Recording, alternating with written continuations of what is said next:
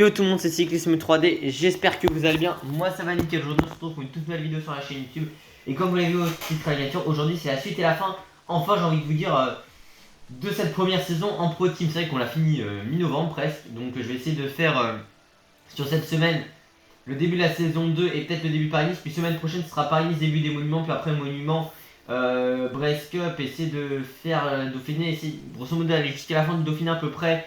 D'ici la fin du mois de novembre pour se faire le tour, le retour, l'Open Tour, championnat du monde et Tour de Lombardie la saison 2 avant le 31 décembre, avant le 1er janvier. Félicitations, vous avez intégré le top 15 du CPC par équipe. L'objectif fixé par les dirigeants de votre fédération est atteint. Il vous confie le rôle de sélectionneur et la mission de ramener le maillot de champion du monde. À vous de jouer. Sur le parcours de San Sébastien de moyenne montagne, on va se faire cette sélection. On n'a pas du tout le monde. En fait, ça dépend si Vauclin est en bonne condition ou pas, mais je pense que Vauclin on peut le prendre. Par exemple, ça va être un peu compliqué. Je pense quand même que prendre David, ça peut être bien au niveau du punch. Et au pire, pour faire rouler, on prendra Julien. En fait, par exemple, il faudra voir sa pointe de vitesse. Mais on va prendre Romain Bardet. Même à la place de Zingley, je pense qu'un Christophe Laporte peut nous apporter. En fait, un Dorian Gonon, c'est assez intéressant. Lato, on va pas le prendre dans tous les cas. On va prendre Madouas et peut-être un Benoît Cosnefroy, vous savez quoi. On va partir avec une belle équipe avec Alain Philippe, Vauclin, Godum, Bardet, Cosnefroy, Madouas et Christophe Laporte. Comme ça, on a des mecs pour des points de vitesse et on a du punch au cas où. Et puis même, on a des corps pour faire rouler. On va essayer de faire un écrémage à un moment. Bonjour les gars. Les Ghetto, San Sébastien tracé ou Donostia basque au Pays Basque, le circuit de ce championnat du monde emprunte le fameux Reichskebel. Les coureurs devront le graver à 5 reprises, une configuration qui devrait convenir aux grimpeurs punchers qui trouveront là une occasion de s'emparer du titre mondial sur les routes de la Classica évidemment. Et là où s'est imposé un certain Victor Lafay sur le Tour de France 2023 pour la seule victoire française cette édition là. C'était lors de la deuxième étape. On va essayer d'aller voir les formes du jour, mais en vrai, je pense qu'on a quand même pas mal de coureurs qui sont en mauvaise forme, même si des fois, on peut avoir des coureurs en mauvaise forme qui sont en pic de forme sur cette course-là. Sur les mondiaux. Et après, du coup, on se fera le mercato dans la prochaine vidéo, très clairement. Là, de toute façon, on est le 11 novembre au moment où je tourne. Donc, la vidéo sort ce soir. Je vais essayer de vous en faire encore une ou deux cette semaine. Bonne forme pour David. Non, pardon, pic de forme pour Cosnefroy. Pic de forme pour Kevin. Oui, c'est ça, pic de forme pour Kevin. Bonne forme pour David, Valentin, Romain, Christophe. Et mauvaise forme pour Julien et pour Romain. Bah, on a quand même pas mal de coureurs en bonne condition. C'est assez intéressant. Je vais pas vous le cacher, surtout si on l'a comme c'est montré. On a Christophe. Christophe, il peut essayer de passer en bonne condition. Ça lui fait 70 moyenne montagne. Au pire, Eval, c'est pas le plus rapide. Si Julien peut passer, ce serait bénéf. Il faudrait lâcher Van Aert ou Van Der Poel, ce qui peut être compliqué aussi avec Christophe et cette équipe de France pour laquelle on est le sélectionneur. A tout de suite dans le final de ce championnat du monde. Et le final de ces championnats du monde où il s'est passé des choses étant donné que dès le début, on a une échappée qui est partie qui a eu du mal, enfin qui a pris un peu de temps. Et je sais pas pourquoi, Roglic s'est vite retrouvé à 3 minutes. Bon après on a laissé faire avec le peloton. Mais j'ai quand même remis à rouler Cosnefroy notamment pour lâcher Roglic qui s'est retrouvé qui se retrouve à plus de 9 minutes. Écoutez, tout va bien même plus. Ouais voilà, 9 minutes. Tout va bien, c'est la logique nette. Bon par contre du coup Cosnefroy, Vauclin roule à 100 et David Gaudu aussi. On a repris l'échappée il y a quelques kilomètres de ça et on arrive au pied de la dernière section de la tour des Reichskebel. Donc c'est soit on tente avec Christophe pour le sprint vu qu'il ne reste plus que Van Aert en adversaire qui a une grosse pointe de vitesse. Il y a vu qu'il n'y a pas Van Der Poel. Enfin, dans les plus grosses points de vitesse, c'est forcément Van Aert. Dans ce cas-là, en opposition, alors que c'est terminé pour Kevin Vauclin, et au pire, si ça ne tient pas pour Christophe, soit on passe sur Julien ou sur Valentin Madouas, en tout cas, si quelqu'un doit avoir une pointe de vitesse. Peut-être même faire rouler Romain Bardet au final à la place de David, parce que David a l'air d'être plutôt pas mal. Ça marche, j'ai relayé fort. Il faut essayer de monter un gros rythme, il faut essayer de mettre en difficulté Van Aert, sauf que le problème, c'est que ça mettra en difficulté Christophe Laporte. Mais c'est qu'on a un homme devant. Et ça, faut pas l'oublier. C'est qu'un corps devant. Donc Romain Bardet qui va se mettre à rouler. Dans cette attaque des Reichskebel, c'est 8 km 500 à 5,2% de moyenne. Mais c'est qu'à un moment, il y a une portion un peu en replat, même portion descendante. Donc voilà, après, on n'est plus que 15 encore dans ce groupe. C'est ça qu'il faut dire. Avec ce groupe, c'est fini aussi en ce qui le concerne. Donc il va rester plus que Van Gils au côté de Wout Van Aert. Ouais, non, il reste encore des points de la Belgique, ne vous inquiétez pas. Ça y est, le rythme est imposé par Romain Bardet ici. Vous savez quoi, attendez, on va même faire l'écart, hein, très clairement, on va pas s'en priver. Bon, Pogacar va attaquer, donc, de toute façon, donc on va devoir réagir. Attendez, Van Aert se relève. Attendez les gars, si Van Aert se relève, c'est tout pour nous. Hein. Et parce que Van Aert s'est relevé, là, il a pas suivi. C'est pas forcément idéal. Donc ça veut dire, bah Romain, vas-y, hein, Romain, on va pas priver Romain Bardet d'y aller, hein, écoutez. Nous, on se met du coup, on se relève. Dans ce cas-là, oui, Pogacar, il a suivi, enfin, il a attaqué dans la dernière difficulté. Enfin, faut pas qu'il attaque, c'est qu'il a suivi David Gaudu, qui roule à 100. On l'a repris dans la plaine, mais du coup, il a fait une longue partie où il était tout seul parce qu'il devait boucher plus d'1 minute 30. Mais attendez, si on tentait pas de lâcher Pogacar et Christophe Laporte, est-ce que ce serait pas bénéfique? Comme ça, on revient sur Tom Pidcock, qui en contre derrière Romain Bardet.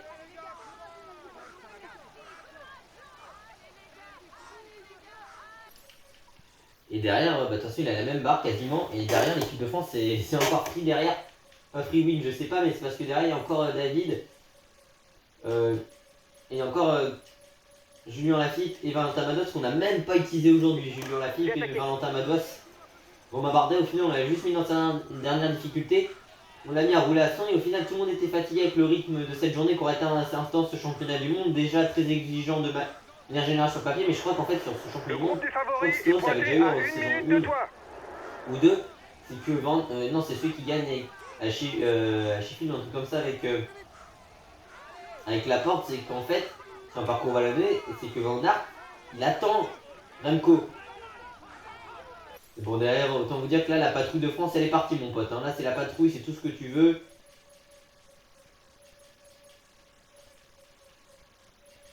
Ça marche. Bah alors là, ce serait du génie tactique. Hein. Je peux vous le dire, si tout se passe comme prévu, là, on n'a peut-être pas triplé. Imaginez, on en a 5 sur les 6 premiers. Ce serait un truc de ouf. On n'en est pas là, évidemment. Il faut assurer la victoire avec Romain Bardet. Déjà ça.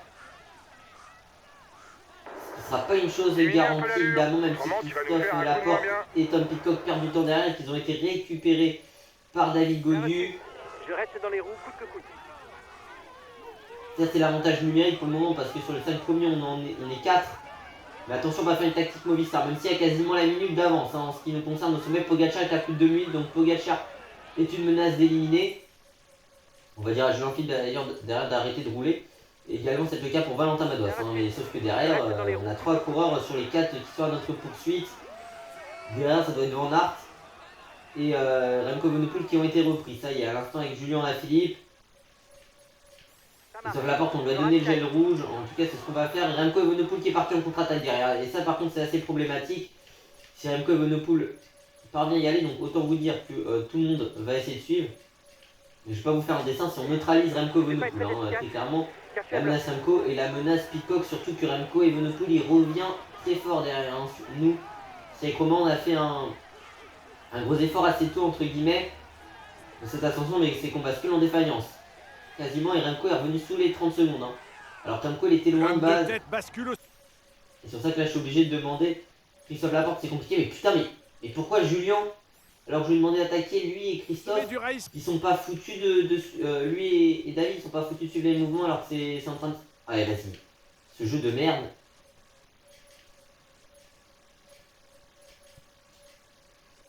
Allez les gars, allez-y. Il faut essayer de neutraliser Remco Evenepoel. Pour le moment derrière, les écarts sont trop minces en capacité, peut-être ce serait Valentin Madouas. Madouas serait plus rapide en quinte de sprint. Hein, mais Remco il est revenu sur nous, hein, ça y est. Voilà, on n'avait pas crié victoire trop vite, malheureusement, c'est que Remco est revenu sur nous. Hein. Et Remco est peut-être plus frais, mais en vitesse, Madouas est peut-être plus rapide surtout.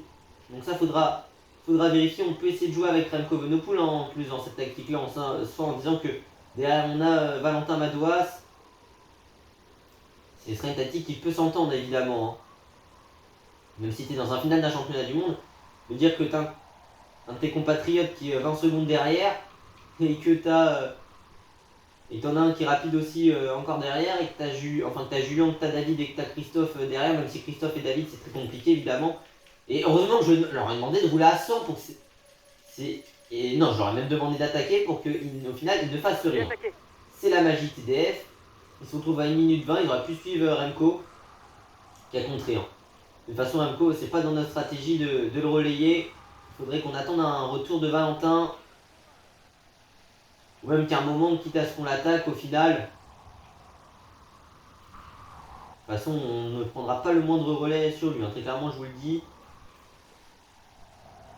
De toute façon, dans ce genre de situation-là, c'est que très clairement, Val est déjà une meilleure forme et c'est qu'il est meilleur au sprint. Nous sommes à 10 km avant l'arrivée pour la tête de Bardet, course. normalement. Et c'est qu'il se rapproche. Mais Pidcock aussi se rapproche. Ça, c'est problématique. Plutôt si Pidcock se rapproche.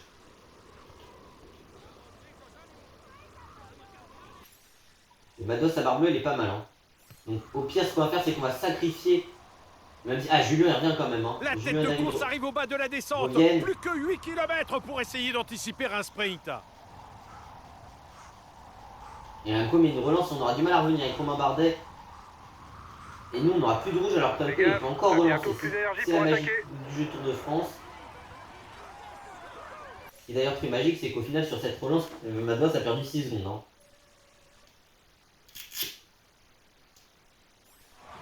Et c'est aussi assez problématique. Ah, Pidcock, ça y est, Pidcock se remet à craquer par rapport à lui. Romain Bardet derrière, il peut pas spécialement tenir. Mais essayer de rester à un peu moins de 10 secondes.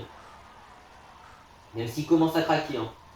Nous, dans la descente, on sait que Mados est peut-être plus fort que Remco Evenepoel. Même si on maintient un peu l'écart sur cette portion-là.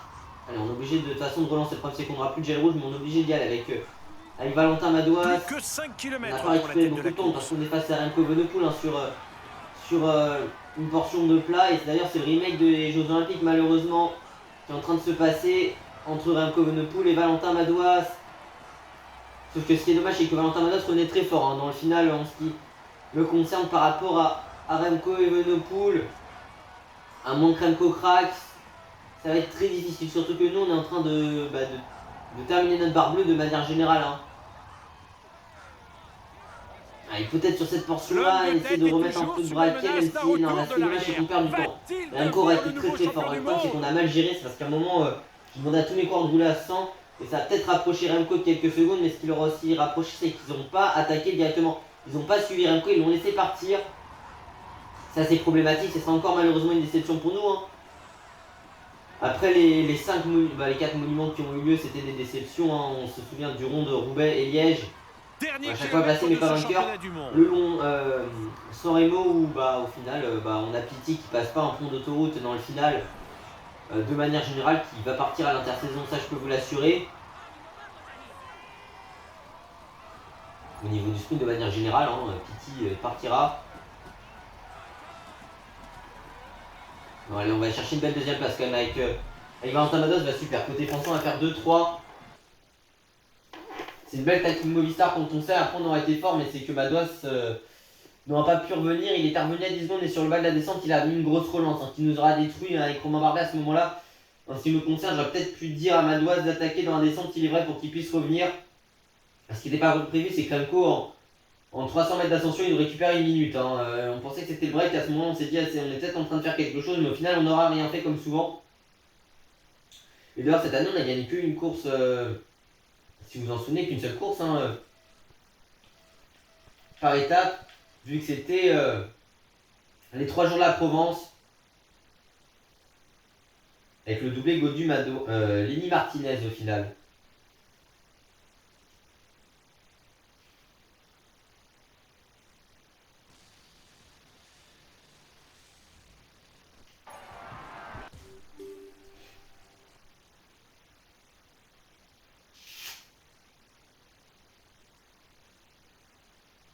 Mesdames et messieurs, voici le nouveau champion du monde. En victoire de Remco Evenepoel, à me prendre, on dirait qu'il n'a pas un si beau maillot que ça, entre guillemets. Victoire de Remco Evenepoel, le Belge de l'équipe de Belgique en 5h44 minutes et 55 secondes. 2, 3, 5 et 7, 9. 5 RC plus 65 EBC, 1097 EBC pour Tadej Pogacar, semaine de l'Ultimate. En tête du classement Pro Cycling individuel et en tête du classement Pro Cycling par équipe, Plusieurs BPC, forcément, c'est 2523 BPC pour l'équipe néerlandaise de la Visma The Bike. Et tout de suite le Giro di Lombardia, on va mettre tout le monde très clairement. Ce sera aussi la dernière course, je pense qu'on verra Penwet notamment. Vu qu'on va mettre Madouas, on va mettre Rousseau, on va l'enlever, on va mettre Lenny, on mettra même... On va essayer de mettre une belle équipe au départ du dernier monument de la saison. A tout de suite dans le final de cette épreuve. Ils ont enlevé deux gars qui est en pic de forme d'ailleurs au passage. Le final de ce Tour de Lombardie et de la dernière course de cette première saison qui aurait été longue. Tout simplement depuis début juin, on est dessus. Et avec Lenny Martinez, on est en pic de forme et on est plutôt pas mal. Devant c'est Romain Bardet, Mathias Kelmoz, Jensen et Julien Lafilippe. Et on a Vauclin dans notre trou. Pour le moment, on a pris un peu d'avance. On avait fait rouler Rudy Mollard, Kevin Geniez dans la Madonna et Zalo. Et puis dans le parti pen, on avait fait rouler de nouveau Romain Grégoire, qu'on a fait rouler pour la première fois dans la course. Et du coup, Quentin Paché. On n'est pas si loin que ça avec Lenny Martinez. Faut essayer de faire la jonction avant le sommet si possible. De toute façon, ils ont plus de rouge. On a pris notre bleu assez tôt. On va essayer de recoller parce que là, comme j'ai dit, ils ont plus spécialement de barres rouges ici. On est encore très bien, mais on sait que Julien et Mathias, ils vont être plus rapides que nous au sprint. Ça, c'est indéniable. Faudra les lâcher. On a encore Valentin Madouas derrière en observation. Enfin, quand je dis en observation, au cas où, qui est présent à nos côtés. L'écart est plutôt pas mal. Je ne vais pas vous cacher, si on peut mettre une attaque sur le sommet, pour essayer d'en lâcher un ou deux, on va pas s'en priver. Pourquoi pas prendre 2-3 mètres d'avance ici au sommet du Civiglio. 4 km 300, 9,2% de plantement. C'est extrêmement exigeant cette ascension évidemment. Ça roule fort derrière, c'est pas le moment de se relâcher. On a pris un peu d'avance. Et derrière on a basculé aussi en récupérant du temps sur le groupe Pogacar. J'ai fait une connerie là. Par contre, Val, mon coco, je vais t'expliquer un truc. Vu la barre que t'as, non, tu ne te fais pas lâcher du groupe Pogacar. Je suis désolé, au bout d'un moment, faut dire les termes. Je suis désolé, quand t'as toute ta barre encore, non, tu te fais pas lâcher du groupe Pogacar, c'est indéniable. D'ailleurs, le groupe Pogacar qui revient sur nous au passage. Là, ça a surtout l'objectif de récupérer du rouge, ouais, même le bleu. En vrai, il va nous être utile. De toute façon, tout va nous être utile. Là, on a, oui, bah là, de toute façon, c'est sans faire moder la Battaglia et non. Le Monte Olympino qu'on a sur le championnat du monde à Côme. Avec la dernière difficulté du jour, la course Attention, de parce que San cet Fermo enchaînement de de la virages, bataille. des fois, il est un peu chelou de mon côté. Attendez.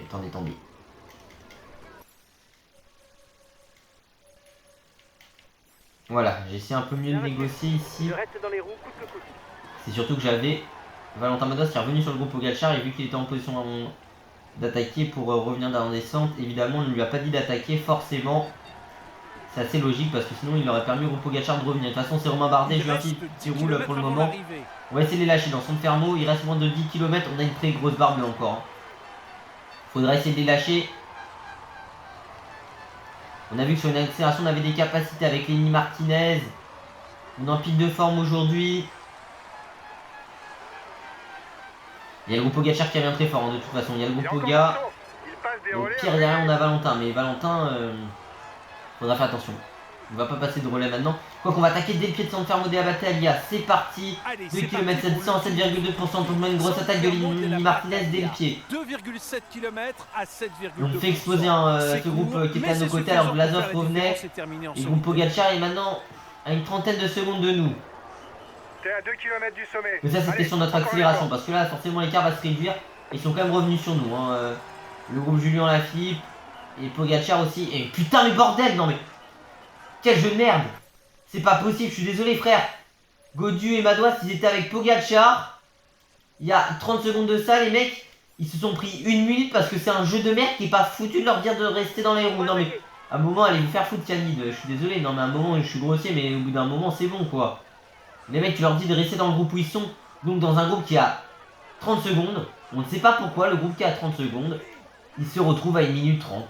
Mais d'où est la logique? Allez on va en remettre une par rapport à Julien par contre là sur cette ascension. Il faut en remettre une nouvelle accélération avec Lenny Martinez.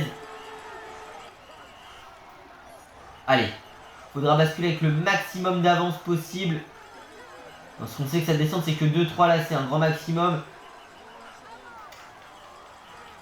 Évidemment dans ce jeu de merde, Et bah oui, ils ont pas suivi les attaques. Ce qui peut dépendre ici, en moins d'ailleurs au passage, qui aurait pu pourquoi pas de passer équipe numéro 1. C'est qu'une idée. Hein. À peine 5 km pour Même le si en soi, c'est 20 mais pour rien l'équipe n'est fait. indépendante, C'est donc, encore très serré. De toute façon, j'ai envie de vous dire qu'au niveau de la barre bleue, là, il n'y a pas à s'inquiéter. Là, il n'y a pas besoin de récupérer de la barre bleue pour le moment, ni de la barre, enfin si de la barre rouge, on en aura besoin parce qu'il y aura un sprint. Au cas où, parce qu'ils sont en train de revenir, le groupe Romain Bardet derrière. Avec Julien Lafilippe, c'est ça le problème, c'est qu'ils sont en train de revenir.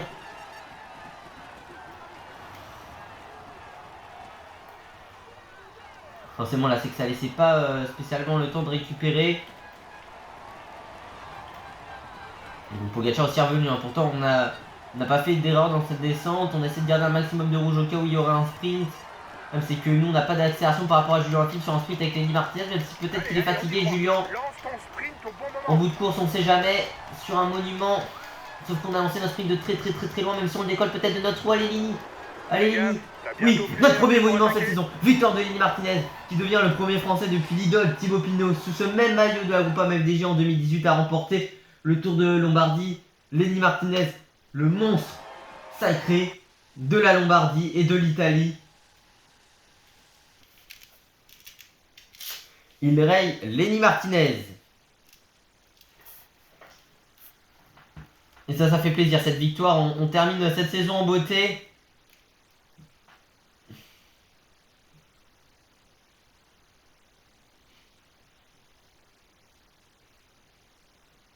Lenny Martinez raye Guy Lombardia. C'est pas mal animé cet épisode. Non, le dernier de la saison. Au moins on remporte un monument, ça fait plaisir. Parce que bon, comme je le dis, j'ai dit tout à l'heure sur les mondiaux, mais c'est bon. Avec Pitti qui passe par un pont d'autoroute et Kuhn qui avait pas mal roulé. Puis des attaques qui n'ont pas marché avec Madouas notamment. Non, Madouas je crois qu'il a roulé, mais ou Romain Grégoire, un des deux. Mais aussi des attaques de Lenny et David. Surtout qu'ils avaient presque plus de rouge et qu'en plus, en arrivant groupé, David et Lenny au sprint, normalement, c'est pas si fort que ça, même si Lenny, on s'impose aujourd'hui. Victoire de Lenny Martinez sur ce Giro di Como, Usiaco entre Bergamo et Como. Victoire de Lenny. Celle-ci, elle fait plaisir. Le deuxième Français au XXIe siècle a remporté le Lombardia. 6 ans après Thibaut Pinot. Un nouveau monument pour cette équipe. Est-ce qu'on passe une équipe numéro 1 mondiale? Je pense pas. Non, on est deuxième.